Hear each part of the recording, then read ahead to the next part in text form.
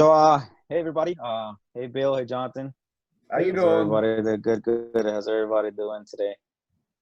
So we're excited about the talk that we have today. I think is a very relevant talk when we talk about fear. It's something that all of us, I can say, have experienced or experience on a daily basis, or maybe some of us have experienced it in a different time frame. But I think all of us have gone through it, and I think what we're going to talk about today is going to help us into um, how to grow from fear. Is fear a place where we can grow, or is fear a place where we become paralyzed and we cannot move? So, with that being said, Bill, what can you teach us about, or what can you talk to us about Yeah, fear? yeah, yeah. Thanks for that introduction there, Ugo. You know, when I think of fear, everybody, I'm thinking about right now, of course, COVID-19, right? A lot of Yeah. people are fearful out there, scared, anxious, and now the country's concerned about the fallout. Like you said, it doesn't paralyze us. They're concerned about the fallout, depression, suicide. But there's so many things in our past. I'm asking you, our viewers, to think about some of your past fears. Did you have a failed relationship, somebody that you were in love with, that you made a commitment to, and then they don't love you anymore, or the whole marriage fell apart, or the whole dating thing? What about financial crisis? You might have had a financial crisis in the past, or maybe a financial crisis now with this COVID-19. And think about the anxiety. You may go to bed at night, be able not to sleep. You have a death of a loved one. Right now, a lot of death is going on, and it's in the forefront of people's brains. I had somebody who was sick in my family for 5 years with cancer, working with them, taking doctors, and I tell you, there was a lot of nights where fear just gripped me as we came closer and closer to that end. My own personal life, my marriage had failed, and thank God we worked our way through it, but it had failed. We looked at divorce. I was an addict, and I'm a recovering addict, and I was looking at faith through that. And I've had a medical crisis in my life where I was again looking at, uh, fear and so on. So fear is prevalent in all of our lives. If you could just think about some of your fears and remember how strong they were to you. Fear created through crisis really throws us into an imbalance. Our lives become out of balance, right? Ugo, you just mentioned it. We may turn around and get frozen, paralyzed. Maybe obsessive thoughts. Have you been in fear where you can't think of nothing? You can't focus on anything else. If you got work to do, you can't get it done. If you got housework to do, you can't get it done. It's like you're frozen. Or hints of this fear could be that overeating. Anger will show you that you have fear because you're just so scared, like you're just lashing out at people. So really, fear can really throw us out of balance a lot. I remember I couldn't eat. I couldn't sleep. I'd be laid in my bed staring at the ceiling 2, 3, 4 in the morning. I couldn't think straight. I couldn't focus on what I was supposed to do. Worried, paralyzed, trapped in obsessive thinking.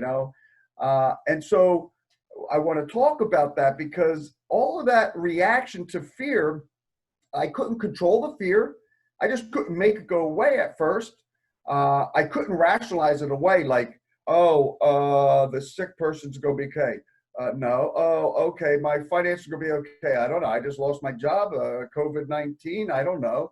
Okay, I can't just dispel it and make it stop feeling in me. No, I couldn't do that either. Uh, so was my screaming at my family or the wall or crying, did that make it go away? No, it didn't really make it go away. Did depression or make it go away? No, depression didn't go away. Right. Then I think of acts of control. I actually was, if I control people, if I control things, I can maybe make it go away. Did that help? Not really. I could not control the situation. Nor can I control the outcome or the time frame.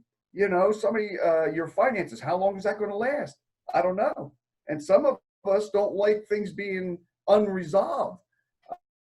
And then when it really came down to one day, somebody said to me, Bill, I thought you're a man of faith. If you're a man of faith, you shouldn't be afraid. And so here I had guilt and shame. So maybe somebody came up to you and said, you shouldn't feel the way you feel. That only further plunges you into the abyss of despair, self-criticism, feeling shame or guilt because, oh, I'm supposed to be a man of faith, or I shouldn't be feeling my feelings of fear. Well, you know what I'd like to say? Nelson Mandela had a good quote. He said this: I learned that courage was not the absence of fear, but the triumph over it. Brave man is not he who does not feel afraid, but he who conquers that fear. And that got me thinking. I said, oh, okay, you're right. I think there's like Jonathan, Hugo, right? There's many people in the Bible who have experienced fear. And that gave me some, I felt better about myself. Like, oh, well, here's men of God that actually went through fear. Any thoughts on that, Jonathan, Hugo?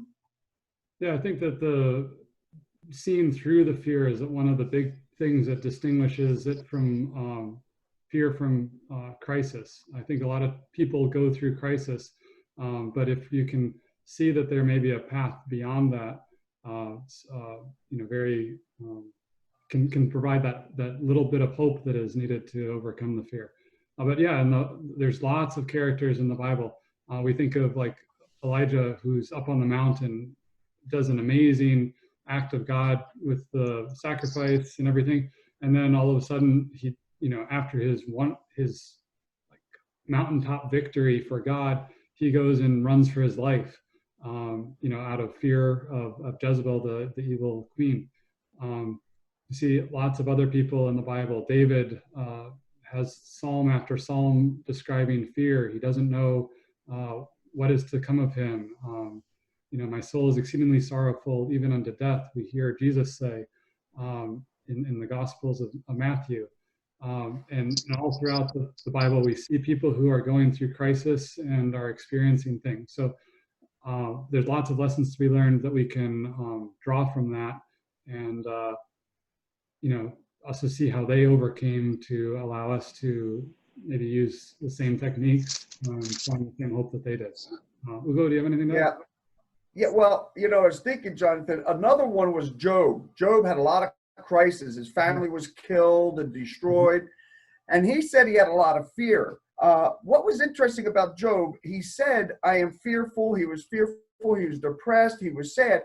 But you know what? He countered a lot of that by, at the same time, affirming his faith. So he says, I'm afraid, but then he would go on and say, yet I know my God is with me. I know my God is leading me. So I think that's one thing also. All of these guys who did go through these fearful moments, like you just said, Elijah, David, Job, they still had positive affirmations about their faith. So I've always said this: both worlds exist. Don't deny fear, it exists, but also don't deny your faith. Put it together there and make statements of faith even while you're feeling fear. So that's just one tip for those of you listening to us, is to make statements of positiveness about your faith and your faith in God and Him leading, guiding. Hugo, what do you got for us when you're thinking about these Bible stories and so on? Yeah, when I think about fear, I mean, like I was saying in the beginning, all of us go through it. It doesn't matter how long you've been in the Christian faith. It doesn't matter, how strong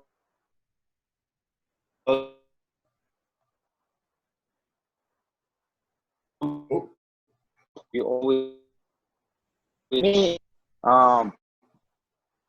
I have to think about fear. It takes me to the story in Matthew in chapter 14 and verse 22 and on it, and it's the story where Peter is able to walk on water.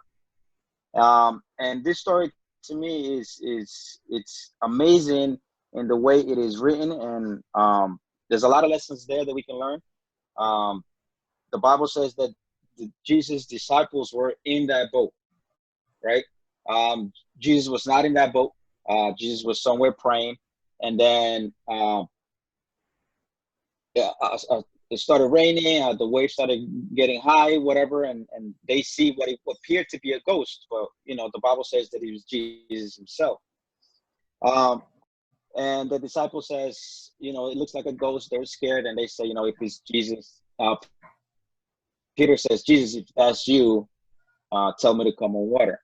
Now, the interesting thing to me about this story is that why was Peter the only one that asked to walk on water? I think everybody that was in that boat could have had that same experience of what it felt like to walk on water. So to me, I think fear, we can utilize it in as a place of growth, right? Or we can see fear as a place where you are paralyzed by it, where you cannot have any type of experience, you cannot build upon it.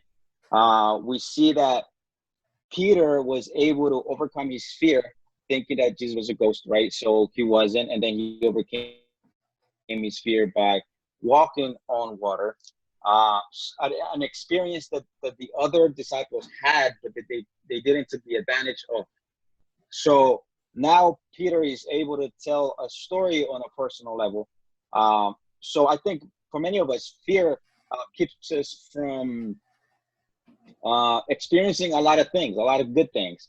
There's people that might have fear of having a family now, building a family now in times like this, where the economy is not looking good. We have all these natural disasters going on. We see this pandemic going on, so it looks like not a good time to build a family, and fear keeps us from experiencing that, right? So I take that story to heart personally, because I think through our whole life and our Christian life or our daily lives, we can take it as walking on water. So when people tell me about fear, about anxiety, I tell them all of us go through it. I don't think there's a way. I mean, you guys can let me know, but I don't think there's a way where you are going to be able to delete it from your life completely. You just have to be able to work with it and work with it for your own advantage. Yeah. So you don't look at somebody and say, oh, that person does not have any fear at all. Like with Bill, you told your story about your health issue. And before that, prior to that, I'm like, how can Bill have any doubt in his life, right? He's a man of God. He does this, he does that. And how can Bill have a fall like that, where, now he's in a place where he's in doubt, like Jonathan was saying about Elijah, he's out there raining fire from the sky, and then what happened? He's hiding, right? He's being scared. He doubts. So so I think fear is something that we can utilize to grow. And I think there's a quote that says, when was the last time when you didn't do something for the first time? Whether it's speaking in public, singing a song, playing a piano, right? All of us, there's a lot of people that are willing to do it, but fear keeps them from that experience. So Bill, do you want to take anything? Yeah. Well, what I'm thinking is that so we all have our Elijah experiences on top of a mountaintop, and we're in control and power of our lives. Everything will go well, and then these events occur that cause these fear. But I just want to sum up, because we're down to only a couple minutes here, and this is what I want to sum up. See, what I began to realize is both worlds exist. You can have the fear, and you can have the victory over the fear. Like where Jonathan was saying, Hugo was saying, you don't want to get stuck in that fear and become powerless forever. You want to be able to come through it. And here's an affirmation. I wrote this in my journal. Once sin entered the world, fear entered. Animals feared man. Man feared man.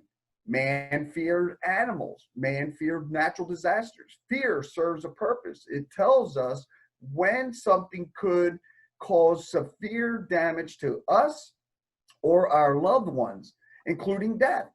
And so because of sin, though, we can react in extreme emotionally to the fear, into these extremes emotionally. So we shut down. That means I've allowed that fear to become so great. Not that we shouldn't have it, but that it becomes so great because of sin. Our reactions to something that tells us there's a danger ahead, COVID-19, or somebody has cancer, but my fears become overpowering. Fear can override our faith temporarily. The fear becomes our focus more than our faith. I think through life experiences with fear, we could come to a place where our faith becomes the focus and our strength. And we can learn from these fears. They teach us something about ourselves. Unrealistic belief systems like this wasn't supposed to happen to me. Well, who taught me that? So I just want to read to you a couple of quotes from my journal. Here's the question I wrote in my journal. In what ways was my response shaped by my fear? My emotional response, how was it shaped by my fear? And in what ways my response was shaped by my faith? Because a lot of us have this faith that we have in the fear experiences. And this is what I journaled. My fears drove me to my knees and submission before God. Some of my most deepest communion with God had its roots from my fears. It is there upon my knees that in humility I cried out to God. The good thing is he heard me and he led me through that trial and that fear. My belief that God loves me is the reason my fears become moments of revelation. They become moments of insight and life-changing sanctification. They reveal flaws in my thinking, unhealthy belief systems that I think something should have never happened or I should have been in control. And then my faith, how did it help me? I said this, my faith, though it was shaken, gave me the strength to continue the process, to seek understanding as to my trial, my crisis, and my fears, and its meaning. I didn't just give up. Yes, I did become discouraged, depressed, and with despair. But the loss of my faith never happened. And I thank God for that.